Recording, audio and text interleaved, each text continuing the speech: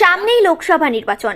লোকসভা নির্বাচনের আগে পাকা রাস্তার দাবিতে শুক্রবার বিক্ষোভ দেখালো তুফানগঞ্জ 1 ব্লকের অন্দরান ফুলবাড়ি 1 গ্রাম পঞ্চায়েতের 9-এর 193-194 নম্বর বুথের নয়নেশ্বরী এলাকার বাসিন্দারা।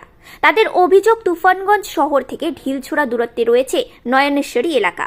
এই রাস্তাটি তুফানগঞ্জ 1 ব্লকের সঙ্গে তুফানগঞ্জ 2 ব্লকের যোগাযোগ ব্যবস্থার একটি সহজতম মাধ্যম। হরিরহাট, ভান্ডি জেলার বাসরাজা, গঙ্গাবাড়ি, ভানুকুমারী সহ বিভিন্ন এলাকার কয়েক হাজার মানুষ প্রতিদিন এই রাস্তাটি ব্যবহার করে। অথচ এই গুরুত্বপূর্ণ রাস্তাটি আজও খানাখন্দে ভরে রয়েছে। বহু বছর আগে গ্রাম পঞ্চায়েতের তরফে গ্রাভেল করা হলেও তারপর আর সংস্কার করা হয়নি। দীর্ঘদিন থেকে পাকা রাস্তার দাবিতে বহুবার প্রশাসনকে জানিয়েও কোনো সুরাহা মেলেনি। স্থানীয় বাসিন্দা রাধাকান্ত সূত্রধরের কথায়, শহর লাগোয়া এই রাস্তাটি দীর্ঘ 40 বছরের বেশি সময় ধরে বেহাল অবস্থায় রয়েছে। বর্তমানে রাস্তাটি এতটাই খারাপ যে পায়ে হেঁটেও চলাচল করা মুশকিল হয়ে দাঁড়িয়েছে। ধুলোর দাপটে ঘরের জানলা দরজা বন্ধ করে রাখতে হচ্ছে। এই রাস্তাটি খুব শীঘ্রই পাকা না হলে ভোট বয়কট করব।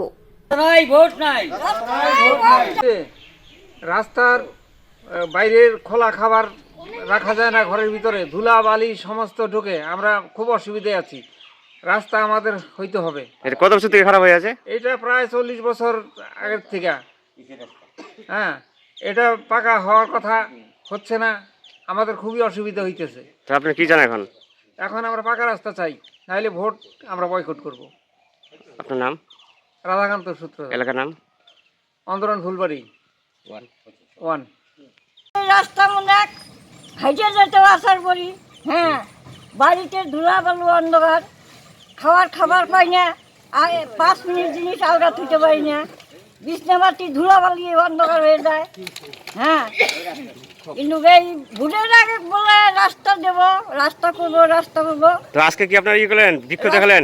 রাস্তা হয় না, ভোট আইলেই বলে রাস্তা আগে হবে, তারপর আজকে আপনারা বিক্ষোভ দেখালেন নাকি রাস্তা নিয়ে? আজকে আমরা যে আন্দোলন করলাম, এরপরে ভোটের আগে যদি রাস্তা না হয় ভোট বয়কট, আমরা ভোট দেবো না।